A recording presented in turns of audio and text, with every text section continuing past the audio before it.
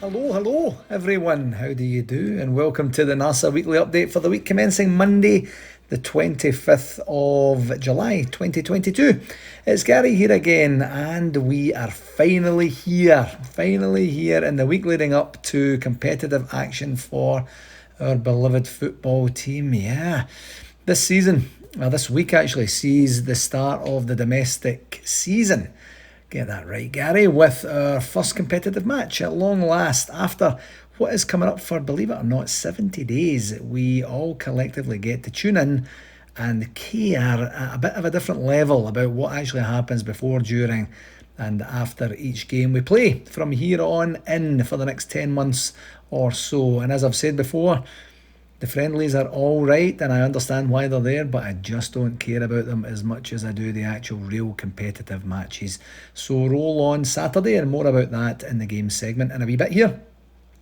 Yet even more positive transfer news from this past week, with Calvin Bassey formally leaving us for Ajax in a club record deal. Ben Nevis confirming his transfer from Liverpool on a 4-year deal. And then left back Ridvan Yilmaz from Besiktas joining us formally today as well. It's all very, very exciting times these days, and it seems that all the new signings have already brought something positive to the squad as well, just based on the outputs from the friendly games. And today, Giovanni also dropped a very exciting piece of news at the open training training session at Ibrox that was held today for my Gers members, when he said he was very hopeful of Alfredo Morelos signing a new deal to keep him at the club, keep him with us for longer. So, wow, all we would need now after that is for Ryan Kent to follow suit, and we're just in Wonderland then, I have to say. With all that said, now we're kind of in the spot of the season. I know the season hasn't formally started, but in the spot where I'm kind of wishing the transfer window would just shut right now so that no one comes in and messes with the squad in the next 5 weeks. Yes, it is 5 weeks to go until the transfer window closes. But I wonder if we do indeed make the Champions League group stages, if we maybe have another signing or two in us, or whether we're pretty much done for the season. I'm not 100% sure. Who knows?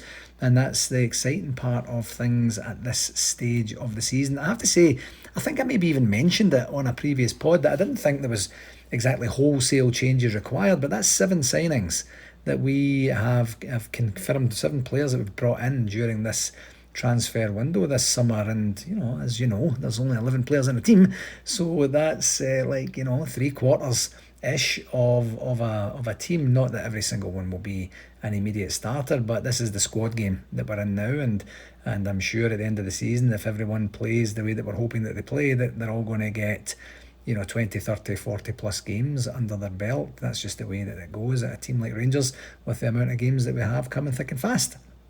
And talking about games, on the game segment for this week, we did have 3 friendlies this past week to enjoy. Firstly was the 3-1 victory over West Ham at Ibrox last Tuesday night, courtesy of 3 pretty rapid second half goals from Tom Lawrence, Ryan Kent and Rabi Matondo. And the only goal that we lost was around about the 70th minute, I think, and it was a strike from Sukic. And the new guys who came into the side gave us a real dynamic that we haven't enjoyed before, with some blistering pace and absolute directness. It was just a joy to see, especially that rapid 10-minute spell where we had the 3 goals. We followed that up, that pasting of Davy Moyes' side, with a really entertaining, I thought, 2-1 defeat at Ibrox. And this was actually the only pre-season game that I watched in entirety, and that was against Spurs, of course, on Saturday past there, with Rangers taking the lead midway through the first half from Antonio Cholak getting his first goal for the club.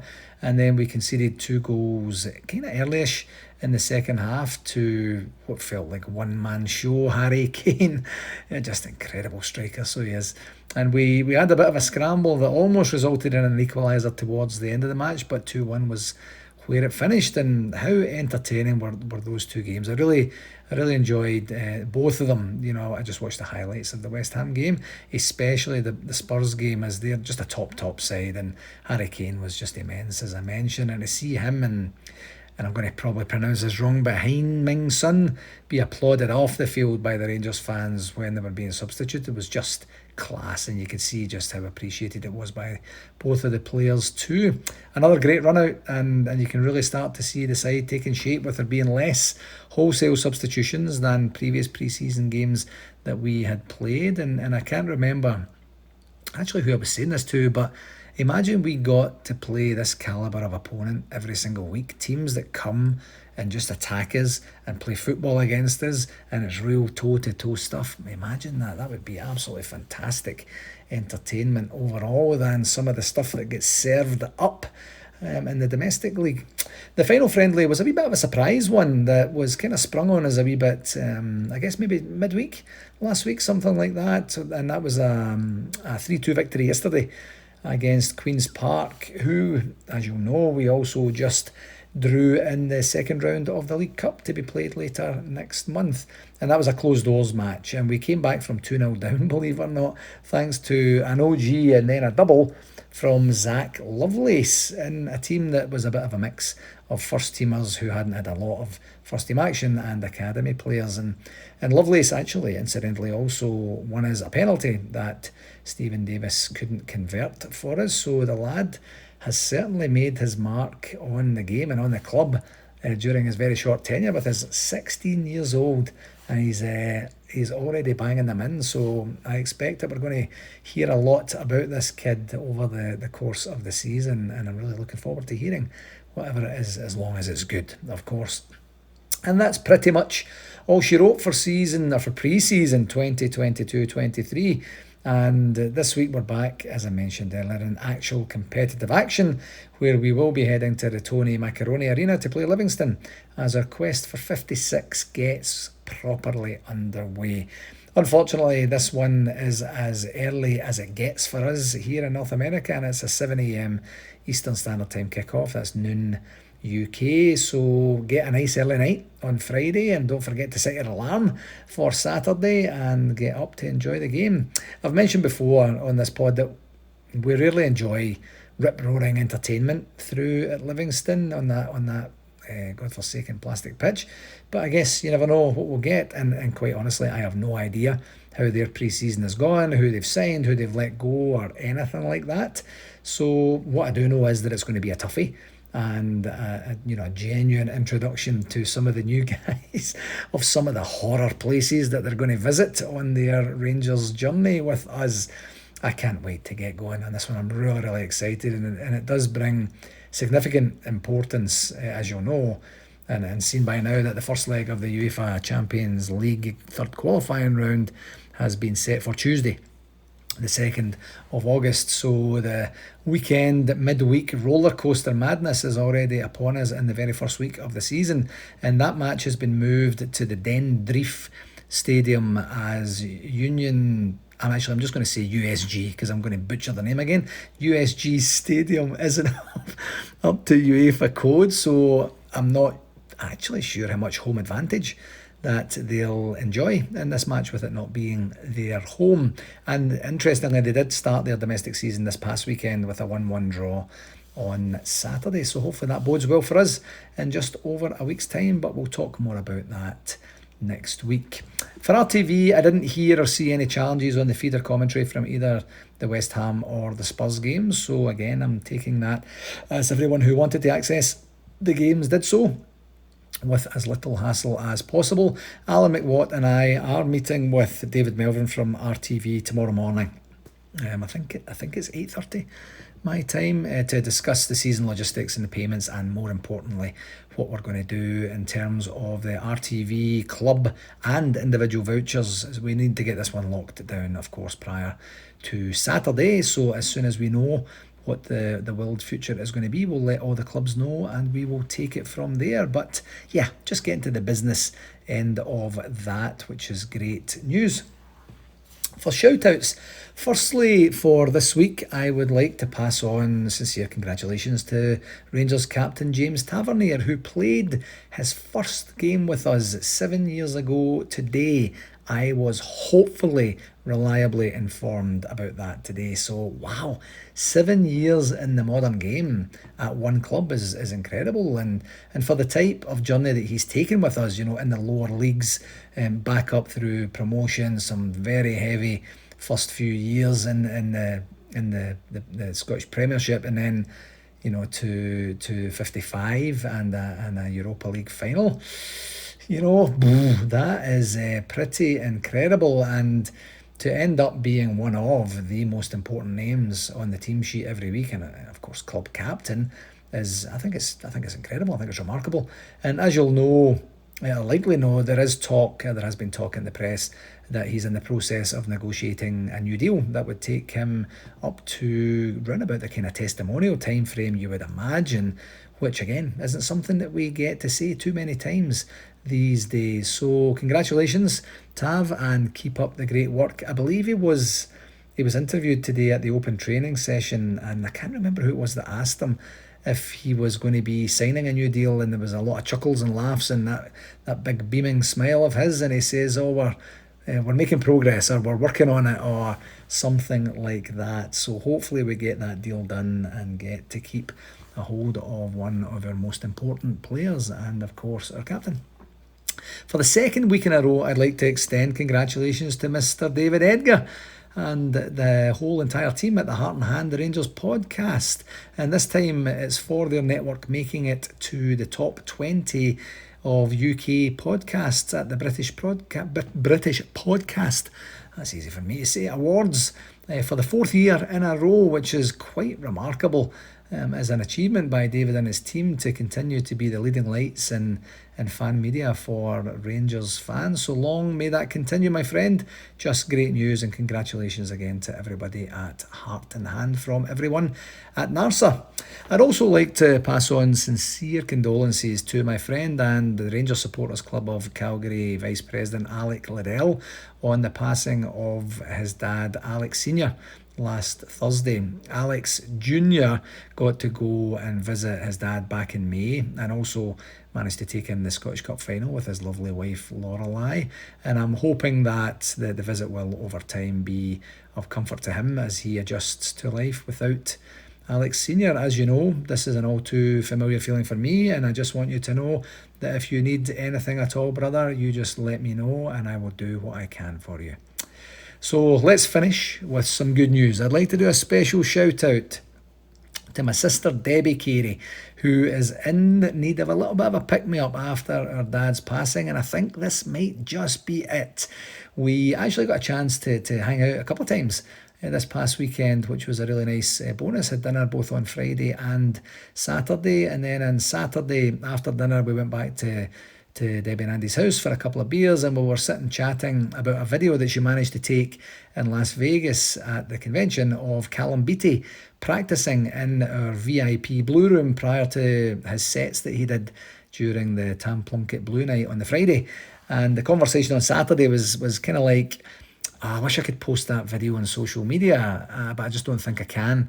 And I said, well, I can ask if you like. And I did ask and got permission from Callum's manager that we were good to go. So Debbie posted it on at least Twitter and Facebook. I don't know if it went to Instagram or not. I'm never on there. And at the time of recording, it has over 20,500 views. That's 20,500 views. It's over that. It might actually even be over 21 by now. And I'm not sure how that correlates with Facebook activity, but suffice to say that's a lot of reach and exposure to this particular post. And from the correspondence that we've had between yesterday and today, I can tell that she's just as proud as punch about it. So congratulations on your version of going viral, Debs, and I cannot wait to see what your next post is going to be now that you're an official social media influencer. More to follow on that in the communications sections each week hereafter. But congratulations, that was really good, and it's a great video. If you haven't checked it out, you should go and check it out. Debbie also tagged NARSA in it as well, so if you searched on NARSA you would be able to find it, and the video is brilliant. The rendition he sings of Caledonia is fantastic.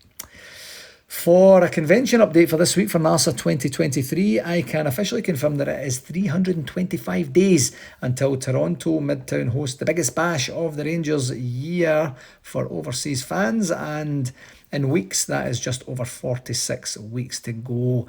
As I mentioned last week, we did have a meeting with Andy Burnett and John Dalrymple from Toronto Midtown Rangers Supporters Club. That was last Tuesday to really get going in earnest on the practical parts of the planning process that needed to be addressed in the short to medium term. And it was a great meeting, and the guys are all in with their planning and with their intention of putting on a great show for everyone. And I have to say, this really adds to the excitement for me when we actually get the teams together and really start to hammer out, what's going to be happening, when, who's going to be doing it, what sort of support they need, and how things are going to shake out. So really good news on that, and really looking forward to some more productive conversations a little bit later next month once they get a chance to get all their membership together and have those conversations, parse out the duties and roles and responsibilities, and get going.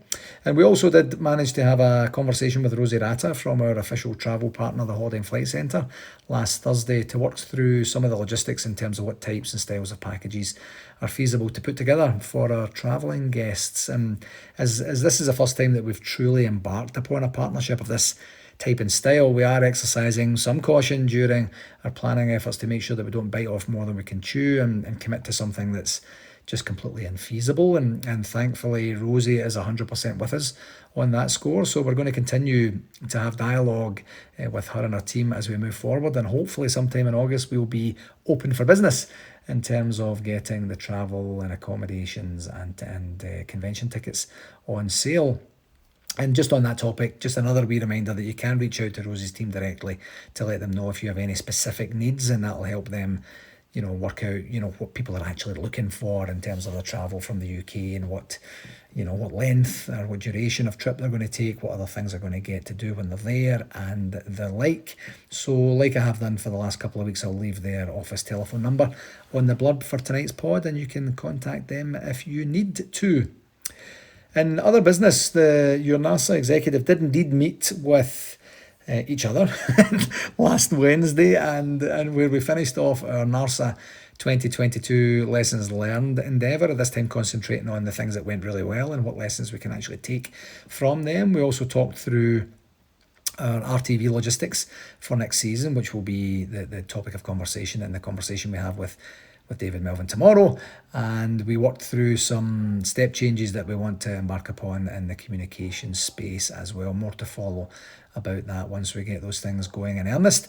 And like always of late, the executive meeting was really productive. It was upbeat, and more importantly, we got done what we needed to get done and had a bit of banter in the process. We've also wrapped up our finances now, I'm delighted to say, for NARSA 2022, and we'll be finalising the profit sharing logistics with both the Las Vegas Loyal and the Orange County Rangers Supporters Clubs to ensure that they are duly rewarded for the very hard work and effort that they put in to making the success, or the convention, such a success for this year. So some significant strides made in terms of the admin stuff that goes in the background, and very, very happy to get that one over the line. Thank you to Alec Grant for all the work in pulling all those finances together as well. Communications, rapid fire communications stuff from this past week.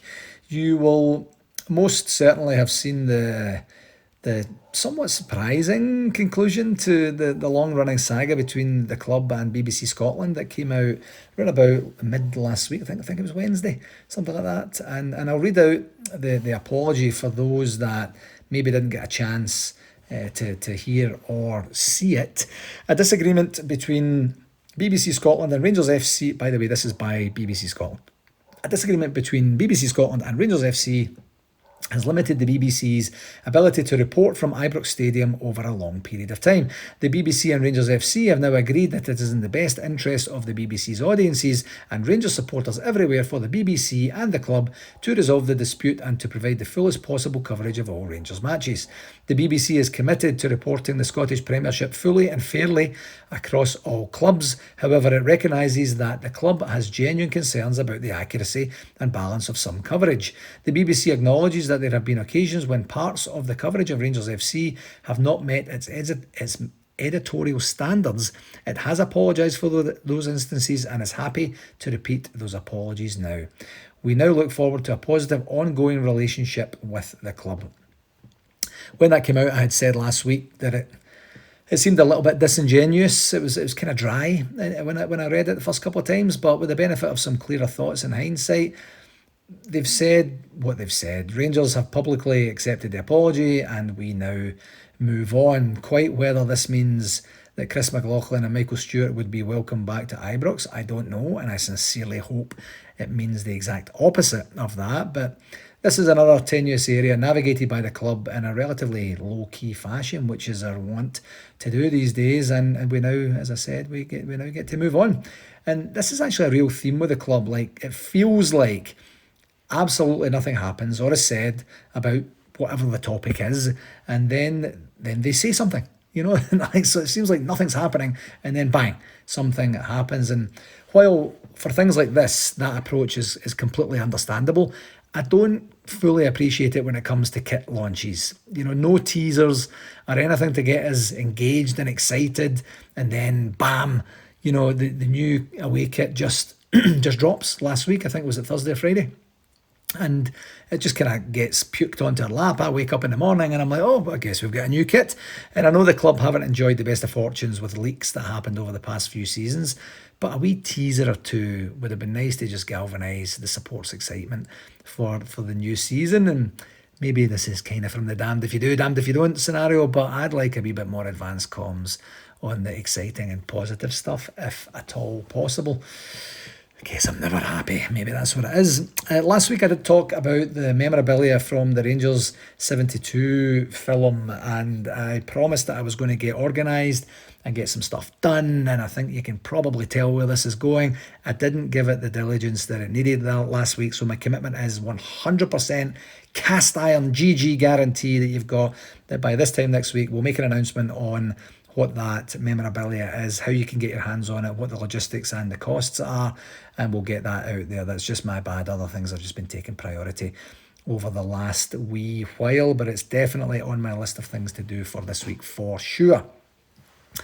You might remember last year that NARSA was involved in lighting up the Burj Khalifa to commemorate and celebrate our world record 55th League Championship. Well, now you can own an exclusive limited edition artistic print of that very occasion. You can get them framed or unframed and in either sizes A3, A2 or A1. And for North American people who don't know what that means, just know that means small, medium or large. And I'll put a link in the blurb for tonight's pod, and if you click on there you'll be able to see the options.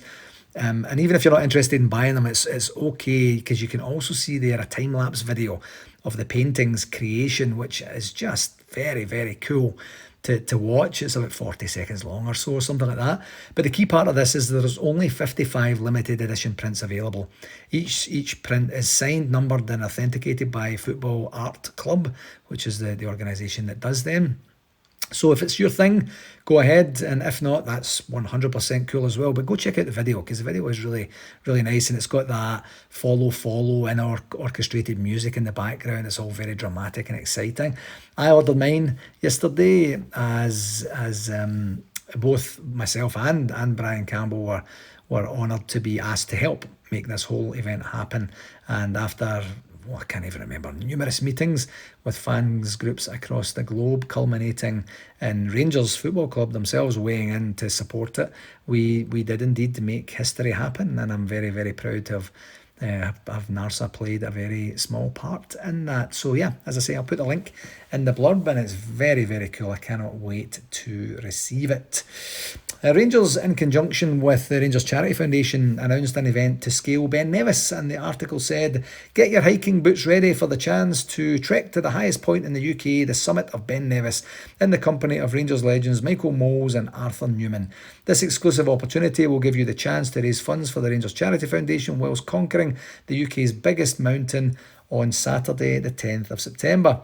Participants will meet at 8:30 at the Ben Nevis Visitor Centre to start the challenge in groups of 10 at 9 a.m. Parks Motor Group, has kindly offered a free bus to transport participants from Ibrox Stadium to Ben Nevis and back on the day of the climb. As places are limited, we ask that each participant raises a minimum of £250 sponsorship after registration fee for the Rangers Charity Foundation. By completing this challenge, you'll also become a true blue hero and will be invited to a special reception at Ibrox later this season. It seems like a great event, doesn't it? And of course, the first thing I do with this sort of stuff is I look at the fixture list for that particular weekend, and we play away to Aberdeen that very day. And right now it's saying that it's a 3 p.m. UK kick-off time, but I suspect that will most likely change with either being an earlier kick-off or if we have a disaster in the Champions League qualifiers, it might move to the Sunday as we'd be playing our first Europa League group match on Thursday the 8th. But let's not even go there. Positive mental attitude and all that. I'll put a link to the article, in the blurb for tonight as well. And if you're interested in that, you can see the registration details as well. So on to part 3 of the folks who encourage, support, tolerate and create space for the work that your NARSA executive does on NARSA related things, and to build on the great background that we had provided by Sandra and Lorraine. I'm very happy that this week we'll be discussing my friend and colleague and NARSA's VP, Brian Campbell. So a wee bit of background on my NARSA working experience with Brian.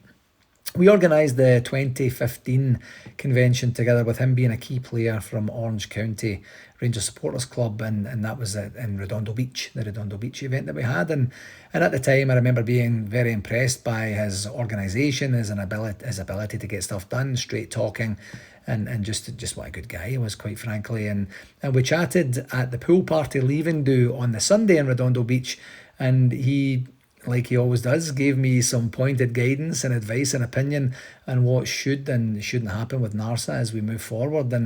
And at the time, I remember suggesting that he comes on board, and why don't you come on board and help us? And he said, to the effect of, he's a great wingman and prefers not to be out front.